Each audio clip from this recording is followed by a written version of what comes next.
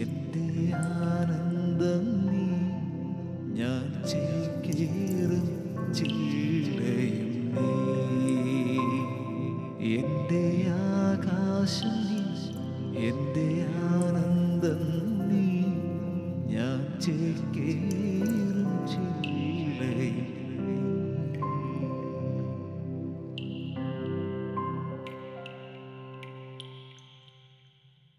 ഷാജി അച്ഛാ, ഷാലോം പ്രേക്ഷകരോടൊപ്പം വീണ്ടും നമുക്ക് ഒരുമിച്ചിരിക്കാനുള്ള ഒരു അവസരം ദൈവം തന്നിരിക്കുന്നു.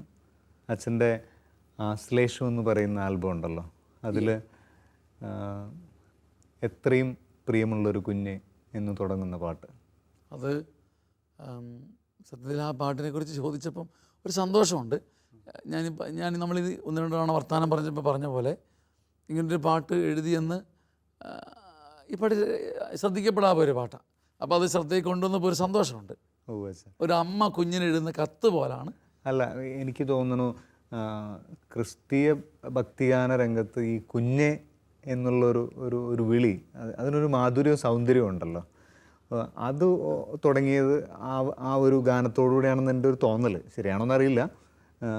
ഈ ആ കുഞ്ഞെ വിളി ഉണ്ടായിരുന്നു ബോണി, പക്ഷേങ്കിൽ ഈ മുതിർന്നവനെയും വളർന്നവനെയും കുഞ്ഞെ എന്ന് വിളിക്കുന്ന ഒരു രീതി ഈ പാട്ടാണ് വന്നത്. ഇത് ശരിക്കും അമ്മ കുഞ്ഞിനോട് പറയുന്ന വരികളല്ലേ അച്ഛാ?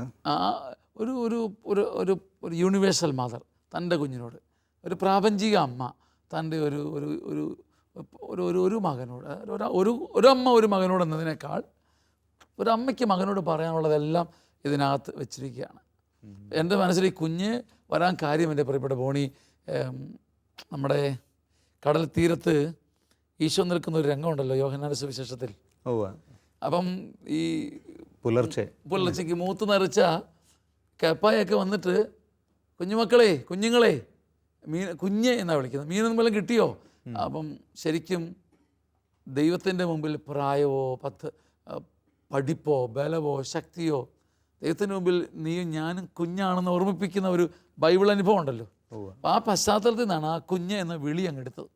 ശരിക്കും പറഞ്ഞാൽ അമ്മ വളർന്ന മകനോടാണ് പറയുന്നത്, ഒറ്റയ്ക്ക് അങ്ങ് ഒരിടത്തും പോകല്ലേ എന്നൊക്കെ പറഞ്ഞത് ശരിയാണ്. ഈ കുഞ്ഞ് എന്ന പദപ്രയോഗം എൻ്റെ അറിവിൽ ശരിയാണെങ്കിൽ ഒരു മുതിർന്ന മനുഷ്യർക്ക് വേണ്ടി ഉപയോഗിച്ച് തുടങ്ങിയത് ഒരു പക്ഷേ ആയിരിക്കും, എനിക്കറിയില്ല. അച്ഛൻ ആദ്യത്തെ 4 വരി ഒന്ന് ഇതൊരു ശരിക്കും പറഞ്ഞ അമ്മ ഈ അമ്മ എഴുതിയ കത്ത് ദൂരത്തിരിക്കുന്ന മകൻ ഇങ്ങനെ വായിക്കുന്ന ഫീലാണ്. സത്യം പറഞ്ഞാൽ ഒന്നാം തരം വിഷ്വൽ ചെയ്തിട്ടുണ്ട്. നല്ലൊരു ശരിക്കും പ്രാർത്ഥിച്ചൊരുങ്ങിയൊരു വിഷ്വൽ ചെയ്തിട്ടുണ്ട്. അമ്മ മകനിങ്ങനെ വായിക്കുകയാണ്. അപ്പോൾ ആ ഒരു താരാട്ടിൻ്റെ ഫീല് തരണമേ എന്ന് ദൈവത്തിന് മുമ്പ് പ്രാർത്ഥിച്ചപ്പോൾ കിട്ടിയ മെലഡിയാണ് എത്രയും പ്രിയമുള്ളൻ കുഞ്ഞേ നീ നന്നായിരിക്കുന്നുവോ, നീ സുഖമായിരിക്കുന്നുവോ, എല്ലാം വൈകാതെ എഴുതിയിടണം.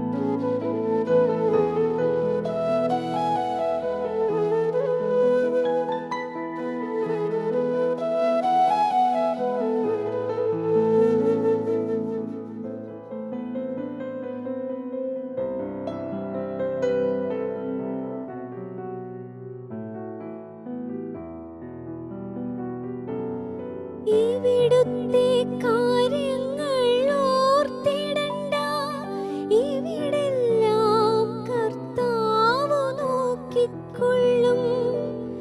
കർത്താവ് കൃപ തോന്നി തന്നാലല്ലാതെ കൈകൾ നിറയിൽ നിന്നോർത്തിടണം. നീ അവനെ മറക്കല്ലേ കുഞ്ഞേ. കർത്താവിനെ കൈവിട്ടവിടെ നീ ജീവിച്ചെന്നറിയുന്നതേക്കാൾ കുഞ്ഞേ നന്ദി ചെറുപ്പത്തിൽ തന്നെ നീ മരിക്കുന്നതാണ് അമ്മയ്ക്കിഷ്ടം.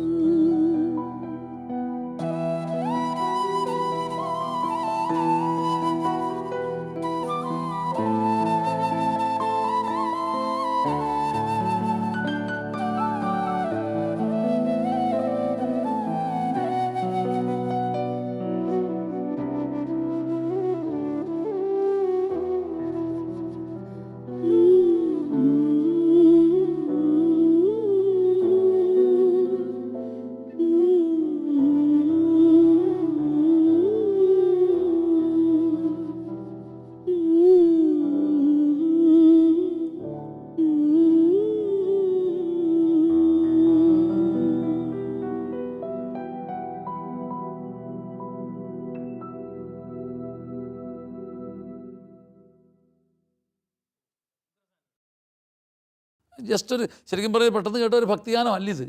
ആ, പക്ഷേ ഇത് ഇവോൾവ് ചെയ്തിങ്ങനെ വരിക. ആദ്യത്തെ ഒരു ശുദ്ധ കത്ത, എൻ്റെ കുഞ്ഞെ നീ സുഖമായിട്ടിരിക്കുന്നോ, നന്നായിട്ടിരിക്കുന്നോ, എല്ലാം ഭംഗിയായിട്ട് പോകുന്നുണ്ടല്ലോ, ഒക്കെ അമ്മയ്ക്ക് വൈകാതെ എഴുതണം, വൈകാതെ എഴുതിയിടണം, ഇത്രയേ ഉള്ളൂ. അച്ഛാ ഇത് ഇത് ഏകദേശം 96 കാലഘട്ടത്തിലാണോ അല്ലേ? അതെ അതേ പോണേ, 95, 96 ഇത് ജനിച്ചത് കേട്ടോ. പക്ഷേ ഈ പാട്ടിൻ്റെ ഉത്ഭവം എത്രയോ വർഷങ്ങൾക്ക് മുമ്പ് എൻ്റെ അമ്മ പറഞ്ഞ വാക്കുകളായിരുന്നു. ഇതിനകത്തൊക്കെ ഞാൻ പറയും, ഒരിക്കലും ഇതിനകത്തൊന്നും ഒരു കള്ളത്തരമില്ല. ഇതിനകത്തെ വരിയൊക്കെ അക്ഷരശ അമ്മ പറഞ്ഞതാ. അത് നമ്മൾ പാടി മുഴുവൻ പാടാൻ ഇന്ന് സമയം കിട്ടിയാൽ പാടി വരുമ്പോൾ പിടി കിട്ടും. പാടി വരുമ്പോഴത്തെ പിടി കിട്ടും. അമ്മ ഇത് 96 കാലഘട്ടത്തിൽ ഉണ്ടായി എന്നുള്ളതല്ല പ്രധാനപ്പെട്ടത്, ഇത് ജനിച്ചല്ലോ എന്നോർത്ത് ഞാൻ നന്ദി പറയും. ഈ പാട്ട് എഴുതാൻ പറ്റിയല്ലോ എന്നോർക്കുക. അതിൻ്റെ സംഗീതം കൊണ്ടോ മികവ് കൊണ്ടോ അല്ല. അതായത് ഉദാഹരണത്തിന് അനുപല്ലവിയിലേക്ക് ഭക്തി കയറി വരിക. ഒറ്റയ്ക്കങ്ങൊരിടത്തും പോകരുതേ, രാത്രി വൈകാതെ തിരികെ പോന്നിടണം. അവിടം വരെ സെക്കുലറാണ്. നീ ഒറ്റയ്ക്കങ്ങൊരിടത്ത് പോലെ ഒരു അമ്മയ്ക്ക് മകനോട് പറയാനുള്ള വെപ്രാളമൊക്കെ ഉള്ളൂ. പക്ഷെ അവിടെ നിന്ന് തിരിയുക. എത്ര തിരക്കിലും പള്ളിയിൽ പോവണം, പ്രാർത്ഥിച്ചും കൊണ്ടേ ഉറങ്ങാവൂ, നിന്നെ മാതാവ് കാത്തോളും കുഞ്ഞേ. ശവ അമ്മ പറയുക, നീ ഇപ്പോൾ അവിടെ പോയി എൻ്റെ മുനുവനെ, നീ പഞ്ചാബിലാണ്, അമ്മയ്ക്ക് അവിടെ വരാൻ പറ്റുമോ? നീ അങ്ങ് ഗുജറാത്തിലാണ്, കുഞ്ഞെ ദുബായിൽ അമ്മ കണ്ടിട്ടുമില്ല, ടി വി പോലും കണ്ടിട്ടില്ല. പക്ഷെ അമ്മയ്ക്ക് പകരം ഒരു അമ്മയായി എൻ്റെ ഈശോയുടെ അമ്മയെ ഞാൻ പറഞ്ഞു വിടുക. അമ്മ പറഞ്ഞാൽ കേൾക്കും. അമ്മയുടെ ഈ നെഞ്ച് പൊട്ടിയ ജീവിതത്തിൻ്റെ, ചങ്കുരുകിയ ജീവിതത്തിൻ്റെ ഈ വേദന എൻ്റെ മാതാവ് അറിയും. അമ്മയ്ക്ക് പകരം ഒരു പെർഫെക്റ്റ് അമ്മയായി മാതാവ് നിന്നെ കാത്തുകൊള്ളും. ഒറ്റയ്ക്കങ്ങൊരിടത്തും പോകരുതേ, രാത്രി വൈകാതെ തിരികെ പോന്നിടണം, എത്ര തിരക്കിലും പള്ളിയിൽ പോവണം. എൻ്റെ ബോണി സത്യം ഞാൻ ഓർക്ക്, ഈ അമ്മച്ചി വീട്ടിലെ ഈ 5:30 ആകുമ്പോൾ അമ്മച്ചി എണീക്കും. എന്നിട്ട് അമ്മച്ചി ഒരു വെപ്രാളം കാണിക്കലുണ്ട്. അപ്പോൾ 5:30 ആകുമ്പോൾ ഞാൻ തെറ്റിപ്പോയി, 5:30 ആകുമ്പോൾ അമ്മച്ചി എണീക്കുകയല്ല, അമ്മച്ചി 4:45 എണീറ്റു. എന്നിട്ട് കുളിച്ച് ചട്ടയും മുണ്ടും മാറി ഞൊറിച്ചിലൊക്കെ ഇട്ട് ഇങ്ങനെ, അമ്മച്ചിക്ക് നാഴിയെ അറിയത്തില്ല നോക്കാൻ. അമ്മ പാവം ദേഷ്യപ്പെടാത്ത ആരെങ്കിലും മക്കളെ വിളിച്ചിട്ട് ചോദിക്കും, എടാ സമയത്രയായി 5:30 എന്ന് പറയും. ഇളയ ഞങ്ങളോടൊക്കെ ചോദിച്ചാൽ ദേഷ്യം, അമ്മച്ചിക്ക് വേറെ പണിയൊന്നും ഇല്ലെന്ന് പറഞ്ഞിട്ട്. അപ്പം മൂത്ത് എടാ അപ്പച്ച സമയത്രയായി. അപ്പം അമ്മച്ചി ഇങ്ങനെ 5:15, 5:25, 5:30 എന്നറിയുമ്പോഴേ ഷാജിമോൻ തന്നെ വിളിക്കുന്നത്, എടാ മോൻ ഷാജിമോൻ എണ്ണിക്കടാ, എടാ നേരം പോയടാ. കുർബാന 6:30 ഉള്ളൂ, വീട്ടിൽ നിന്ന് 10 മിനിറ്റ് നടപ്പുള്ളൂ. എനിക്കിപ്പം മൊത്തത്തോടെ ഒന്ന് ഒരുങ്ങാൻ 15 മിനിറ്റ് എന്ന് പിടിച്ചാൽ 20 മിനിറ്റ് എന്ന് പിടിച്ചു. എന്നെ 5:30 കുത്തിപ്പൊക്കിക്കും. എന്നിട്ട് മോനെ എണ്ണിക്കടാ, താമസിച്ച് പോയിട്ട് കുർബാനയ്ക്ക് പോയിട്ട് എന്നാ കാര്യമാടാ കുഞ്ഞ്, എണ്ണിക്കടാ മോനെ. എൻ്റെ ബോണി കുത്തിപ്പൊക്കി എണ്ണീപ്പിച്ച് അമ്മച്ചി പള്ളിയിൽ കൊണ്ടുപോകും. ഇനി ഏതെങ്കിലും ദിവസം ഞാനെങ്ങാനും എണ്ണിച്ച് വരുന്ന പോവുകയോ അമ്മച്ചിക്ക് പണ്ടത്തെ കൃപയാണല്ലോ, ഉന്നതങ്ങളിൽ പഴയ കുർബാന അന്ന്. അപ്പം കുർബാനയുടെ അല്പഭാഗം കഴിഞ്ഞു പോയാൽ, ഇപ്പം നമ്മുടെ ആൾക്കാരൊക്കെ ഇപ്പോൾ അങ്ങനെ വരുന്നത്, ഇനിയിപ്പോൾ 15 മിനിറ്റ് കുറവ് കുർബാന കൂടിയാൽ മതിയല്ലോ, നമുക്ക് എത്താവുന്നിടത്തോളം എത്തി, ഓടാവുന്നിടത്തോളം ഓടി, പക്ഷേ 10 മിനിറ്റ് വൈകിപ്പോയി, ഇനിയിപ്പം നമുക്ക് ചെയ്യാവുന്നതൊക്കെ ചെയ്തു എന്നും പറഞ്ഞ് സമാധാനിക്കത്തുള്ളൂ. അമ്മച്ചി 6:30 കുർബാന കഴിഞ്ഞ് 7:20 നമുക്ക് കുർബാന തീരും, എന്നോട് പൊക്കോളാൻ പറയും. പൂണി അമ്മച്ചി എന്നാ ചെയ്യുമെന്നറിയാമോ? വീട്ടിൽ കാപ്പി ഉണ്ടാക്കിയിട്ടില്ലെന്ന് ഓർക്കണം, അമ്മച്ചി വന്നിട്ട് വേണം ഈ പീരയും തേങ്ങാപ്പീരയും മധുരമൊക്കെ വെച്ച ഈ ദോശ ചുരുട്ടിയ ആഹാരം ഉണ്ടാക്കാൻ. ഞങ്ങൾ കുർബാന പോയിട്ട് അവിടെ പോയി നിൽക്കുക, അമ്മച്ചിയെ കാണുന്നില്ല. അമ്മച്ചി എവിടാന്നറിയാമോ? എവിടാ? അമ്മച്ചി 2ാമത്തെ കുർബാന കൂടുക, ആദ്യത്തെ കുർബാനയുടെ 3 മിനിറ്റ് വൈകിപ്പോയി. അപ്പോൾ ഈ അമ്മച്ചി എന്നോട് എത്ര തിരക്കിലും പള്ളിയിൽ പോവണം, പ്രാർത്ഥിച്ചും കൊണ്ടേ ഉറങ്ങാവൂ, നിന്നെ മാതാവ് കാത്തോളും കുഞ്ഞ് എന്ന് പറയുമ്പം അതിനകത്തൊരു കള്ളത്തരമില്ല. വർഷങ്ങൾക്ക് ശേഷം എന്താ പറയുക, ഇവിടെ നിന്ന് ഇന്നയച്ച മംഗളയാൻ, കഴിഞ്ഞ വർഷം അയച്ച മംഗളയാൻ 1 വർഷത്തിന് ശേഷം ചൊവ്വയുടെ ഉമ്മറപ്പടിയിൽ പോയി മുത്തവിട്ടെന്ന് പറഞ്ഞ പോലെ അതിനൊക്കെ അപ്പുറം സഞ്ചരിച്ച മംഗളയാനങ്ങളാണ് ഈ അമ്മയുടെ വാക്കുകൾ. പണ്ടേ പറഞ്ഞ വാക്കുകൾ വർഷങ്ങൾക്ക് ശേഷം അതേ തീവ്രതയിൽ നമ്മുടെ ജീവിതത്തെ പിടിച്ചു നിർത്തുക. അപ്പം ഇപ്പോഴും ഏൽപ്പിക്കപ്പെട്ട സ്ഥലങ്ങളിൽ മടുപ്പ് വരാതെ, ക്ഷീണം വരാതെ, അലസത വരാതെ, എത്ര തിരക്കിലും അമ്മ അന്ന് വായിൽ നിന്നും അന്ന് അർപ്പിച്ചൊരു റോക്കറ്റാണ്, ഒരു മംഗളയാനം, അത് ഒരു മംഗളപത്രമാണ്. അത് കുഞ്ഞെ, നിനക്ക് മംഗളം വരാൻ, നിനക്ക് നന്മ വരാൻ, എത്ര തിരക്കിലും പള്ളിയിൽ പോകണം, പ്രാർത്ഥിച്ചും കൊണ്ടേ പ്രാർത്ഥിച്ചിട്ട് ഉറങ്ങണമെന്നല്ല, പ്രാർത്ഥിച്ചും കൊണ്ടേ ഉറങ്ങണം. അതിലാണ് അതിൻ്റെ വ്യത്യാസം. ഞാൻ പിള്ളേരോട് ചോദിക്കും, മക്കളെ പ്രാർത്ഥിക്കാറുണ്ടോ? ഉണ്ട്, 5 മിനിറ്റ്. ഞാൻ പറഞ്ഞു ഉറങ്ങി. അവൻ്റെ പ്രാർത്ഥനയും അവൻ്റെ ഉറക്കവും തമ്മിൽ വേറെ ഒരു ബന്ധവുമില്ല. ഞാൻ എൻ്റെ കുഞ്ഞിനെ കുറ്റപ്പെടുത്തുകയല്ല, എനിക്കും പറ്റിയിട്ടില്ല. പക്ഷേ എനിക്കൊരു രൂപരേഖ കിട്ടി, പ്രാർത്ഥിച്ചിട്ട് ഉറങ്ങാനല്ല, പ്രാർത്ഥിച്ചുകൊണ്ടേ ഉറങ്ങുക.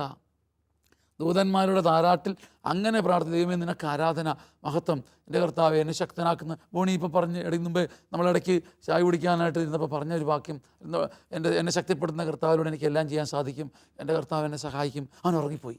പ്രാർത്ഥിച്ചുകൊണ്ടേ ഉറങ്ങണം, പ്രാർത്ഥിച്ചിട്ട് ഉറങ്ങുകയല്ല. എത്ര വ്യത്യാസമാണ്. ഒരു തിയോളജിക്ക് പ്രസൻറ്റ് ചെയ്യാൻ പറ്റത്തില്ല ഈ പവർ. തിയോളജി പറയും പ്രാർത്ഥിക്കുക ഉറങ്ങുക, പക്ഷെ അമ്മ പറയും പ്രാർത്ഥിച്ചും കൊണ്ടേ ഉറങ്ങാവൂ. ശരിക്കും നമ്മൾ തോറ്റു നമ്മുടെ അമ്മമാരുടെ പരിശുദ്ധിയുടെ മുമ്പിൽ.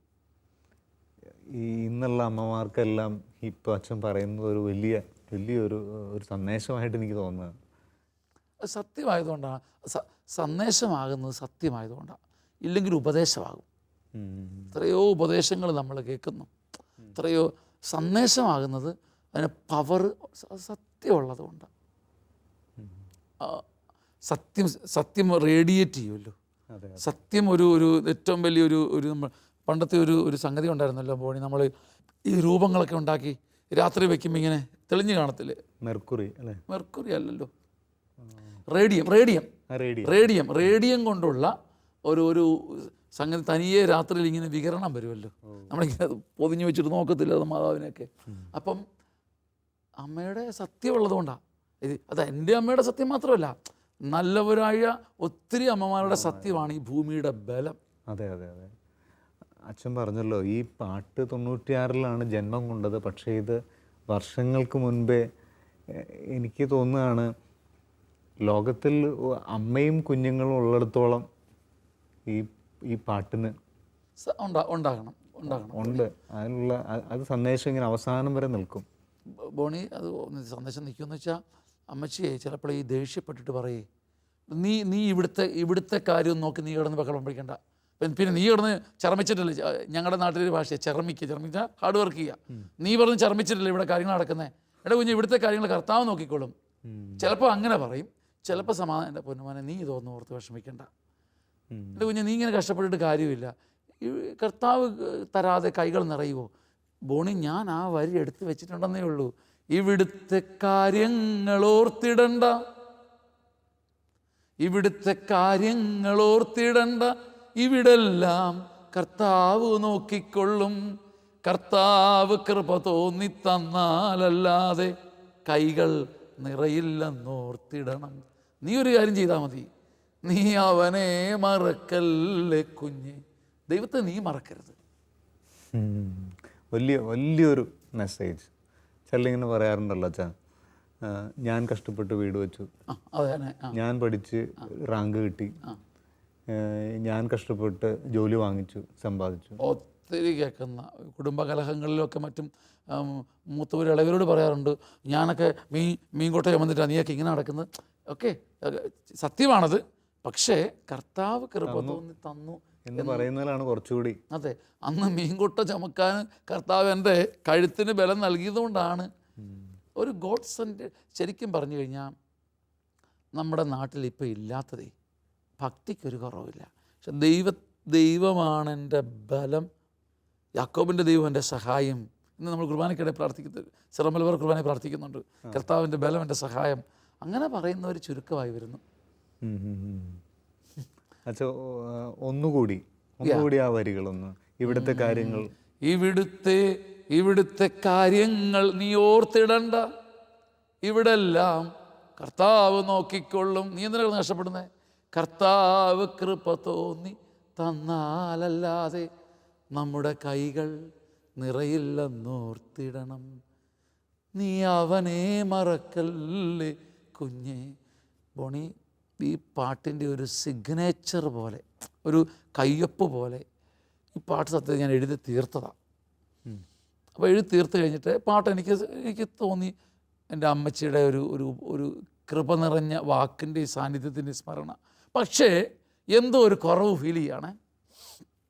സാധാരണ പാട്ടിൽ എങ്ങനെയുള്ളത്? പല്ലവി, അനുപല്ലവി, പിന്നെ ഒരു സ്റ്റാൻസയും കൂടെ ചരണം. 3 സ്റ്റാൻസ് അല്ലേ? 3, 4, 12 വരി ആണല്ലോ. അതെ അതെ. പക്ഷേ എന്നോട് ദൈവത്തിൻ്റെ ആത്മാവ് ഇങ്ങനെ പറഞ്ഞു തന്നു, പോരാ, എന്തൊക്കെയോ ചേർക്കാനുണ്ട്. അപ്പോൾ എനിക്കൊരു സന്തോഷം കിട്ടാനില്ല. ദൈവത്തിൻ്റെ ആത്മാവ് ഇങ്ങനെ നേഴ്സറിക്കുട്ടിയെ കൊണ്ടുവന്ന ഒരു ഉന്തുന്ന അനുഭവം.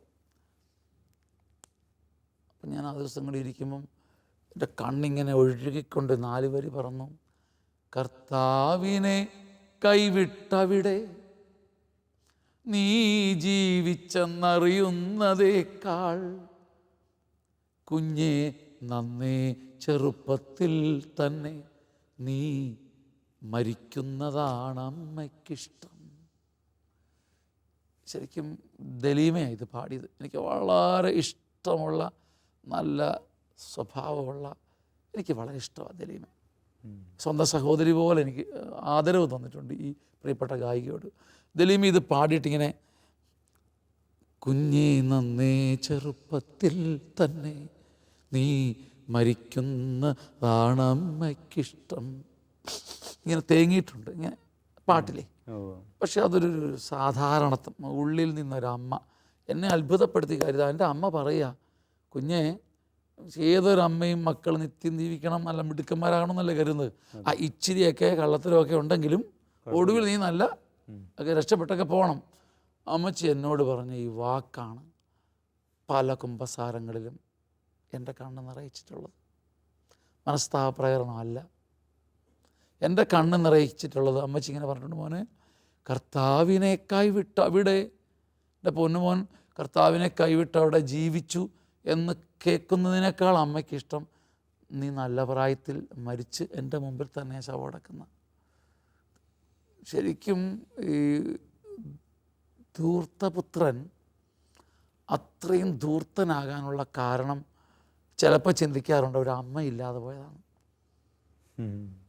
ഇങ്ങനെയൊന്ന് മോനെ, എൻ്റെ കുഞ്ഞ് പോയാലും തിരിച്ചു വരും, എൻ്റെ പൊന്നുമോൻ അതിനപ്പുറം പോകില്ല എന്ന് പ്രത്യാശിക്കുന്നില്ല. എൻ്റെ മുത്തേ, നിനക്ക് എവിടം വരെ പന്നിക്കുഴിക്കപ്പുറം പോകാൻ പറ്റും? എൻ്റെ മുത്ത് തിരിച്ചു വരും, ഒരു 10 ദിവസം നേരത്തെ ആവും വന്നേനെ എന്നെനിക്ക് ചിന്തിക്കാറുണ്ട്. ഇങ്ങനെ പറഞ്ഞൊരമ്മ, കർത്താവിനെ കൈവിട്ടവിടെ പന്നിക്കുഴിയിൽ മേയുന്നതേക്കാൾ കുഞ്ഞെ നന്നേ ചെറുപ്പത്തിൽ തന്നെ നീ മരിക്കുന്നതാണ് അമ്മയ്ക്കിഷ്ടമെന്ന് ഇറങ്ങുന്ന സമയത്ത് അവിടെ ആ ഗട്ടർപ്പടി ചാരിയേ അവളിങ്ങനെ കരഞ്ഞുകൊണ്ട് പാടിയിരുന്നെങ്കിൽ പന്നിക്കുഴി എത്തുമ്പോൾ അവൻ ഓർത്തേനെ, അവനപ്പം തിരിച്ച് വന്നേനെ എന്ന് തോന്നാറുണ്ട്. ഞാൻ പറഞ്ഞില്ല, ഈ പാട്ടിന് എനിക്കാണ് മറ്റാരെക്കാട്ടിലും ബലം കിട്ടിയത്. എൻ്റെ പല കുമ്പസാരം ഒരു ഇത്രയും നാളത്തെ ജീവിതത്തിലെടുത്താൽ ഒരു 15-20 തവണയെങ്കിലും ഈ പാട്ട് ഒരു അഭിഷേകമായി എന്നെ സഹായിച്ചിട്ടുണ്ട്. അച്ഛന് തന്നെ ഇതൊരു ആശ്വാസമായി, ബലമായി, കുമ്പസാരിക്കുമ്പം ഒന്ന് അനുതപിക്കാൻ. അച്ഛാ, എനിക്ക് തോന്നുന്നത് പഴയ കാലത്തിനേക്കാൾ കൂടുതൽ ഈ കാലഘട്ടത്തിലാണ് കുഞ്ഞുങ്ങൾ വിദൂരത്തായിരിക്കുന്നത് കൂടുതൽ, അല്ലേ? മിക്ക വീടുകളും തന്നെ എല്ലാ കുഞ്ഞുങ്ങളും ഈ പാട്ട് ധ്യാനപൂർവ്വം കേൾക്കേണ്ടതാണ്. എല്ലാ അമ്മമാരും ഈ പാട്ട് കുഞ്ഞുങ്ങളുടെ ചെവിയിൽ പാടേണ്ടതാണ്, അല്ലേ? ഇത് ബോണിങ്ങനെ പറഞ്ഞപ്പം ഇത് അമ്മമാർ ചെവി പാടേണ്ടതാണെന്നും കുഞ്ഞുങ്ങൾ കേൾക്കേണ്ടതാണെന്നും പറഞ്ഞപ്പം ഇത് രണ്ട് കൂട്ടരെ ഹീൽ ചെയ്തതായിട്ട് ഞാൻ കേട്ടിട്ടുണ്ട്. അതായത് ചില അമ്മമാർക്ക് ഈ പാട്ട് കേട്ടപ്പം ഈ റഫ് നേച്ചറുള്ള അമ്മമാരുണ്ട്. കുഞ്ഞുങ്ങൾ എടുക്കത്തില്ല, ഉമ്മ കൊടുക്കത്തില്ല, റേഷൻ പോലെ രാവിലെ ഒരു ഉമ്മയെ കൊടുക്കത്തുള്ളൂ, പിന്നെ ഉമ്മ കൊടുക്കത്തില്ല, കുളിപ്പിക്കുമ്പോൾ മാത്രമേ തലോടത്തുള്ളൂ. അങ്ങനെ എത്ര കുഞ്ഞുങ്ങളെ നമ്മൾ കണ്ടിരിക്കുന്നു, അമ്മമാരുടെ തലോടൽ കിട്ടാത്തത്, അല്ല ഭർത്താവിനുള്ള ദേഷ്യം തീർക്കുന്നത്. അപ്പം ഈ പാട്ട് കേട്ട് കരഞ്ഞിട്ട് എന്നോടൊരു 50 വയസ്സുള്ള അമ്മച്ചി കുമ്പസാരിച്ചിട്ടുണ്ട്. എൻ്റെ അച്ഛ, ഇത് കേട്ടതിൽ നിന്ന് ഞാൻ ഒത്തിരി മാറാനുണ്ടെന്ന് എനിക്ക് തോന്നിയിട്ടുണ്ട്. എൻ്റെ കുഞ്ഞിനെ ഞാൻ ഇങ്ങനെയൊന്നും കരുതിയിട്ടില്ല. 50 വയസ്സുള്ള അമ്മ. അമ്മയ്ക്ക്, അതായത് 4 മക്കളൊക്കെ ആയെന്നേ, അവർക്ക് ഇതുവരെ തോന്നിയിട്ടില്ല ഈ പാട്ട് കേൾക്കേണ്ടി വന്നു, ഞാൻ ഇനി ഇച്ചിരിയും കൂടെ എൻ്റെ മക്കളെ കരുതേണ്ടതാണ് എന്ന് ചിന്തിക്കാൻ. അതൊരു സന്തോഷം തോന്നി. ഒപ്പം തന്നെ അമ്മമാരുടെ വാത്സല്യം കിട്ടാതെ പോയ അനേകം കുഞ്ഞുങ്ങൾക്ക് ഈ പാട്ടിലൂടെ ദൈവം ചില പ്രവൃത്തി ചെയ്തിട്ട് സൗഖ്യം കിട്ടിയത് കണ്ടിട്ടുണ്ട്. ശരിക്കും അതും മാറേണ്ടതുണ്ട്. ഇപ്പോഴത്തെ കാലഘട്ടത്തിൽ ഞാൻ നമ്മുടെ ഇടവകളിലൊക്കെ കാണുന്നൊരു കാര്യം, എന്നാ വെപ്രാളവ, ലോകം മുഴുവൻ ചർച്ച ചെയ്യപ്പെടുന്ന കാര്യം, നമ്മുടെ ഈ ശുശ്രൂഷയിൽ മാത്രം പറയുന്ന കാര്യമൊന്നുമല്ല. മക്കളോട് അപ്പനും എന്തൊരു ടെൻഷനാണ്. പക്ഷെ എന്തുകൊണ്ടാണ് ഈ മക്കൾക്ക് തിരിച്ചില്ലാത്തത്?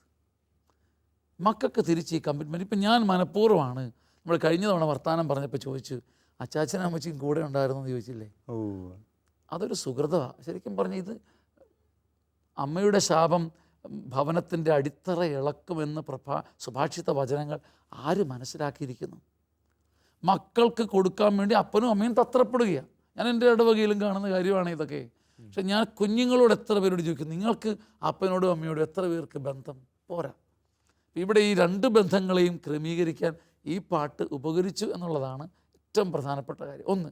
2, ദൈവത്തിൻ്റെ മുമ്പിൽ നമ്മളെല്ലാവരും കുഞ്ഞാണെന്ന് നിത്യം ഓർക്കാനും, ഒന്ന് കരയാനും, കരഞ്ഞ് തിരിച്ചു വരാനും, വീണ കുഞ്ഞുങ്ങൾ ഓടി അമ്മയുടെ അടുത്ത് വരുന്ന പോലെ ഒന്ന് ദൈവസന്നിധിയിലേക്കൊന്ന് തിരികെ വരാനും ഈ പാട്ട് ഉപകരിച്ചു എന്ന് മാത്രമേ ഉള്ളൂ. അച്ഛാ, ഒരിക്കൽ കൂടി ഒന്ന് പാട്ട് മുഴുവനായിട്ടും പാടാവോ?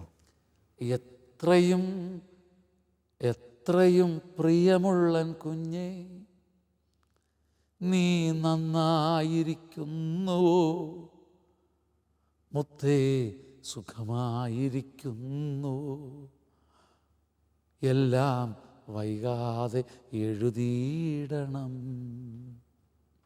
ഒറ്റയ്ക്കങ്ങൊരിടത്തും പോവരുതേ, രാത്രി വൈകാതെ തിരികെ പോന്നിടണം.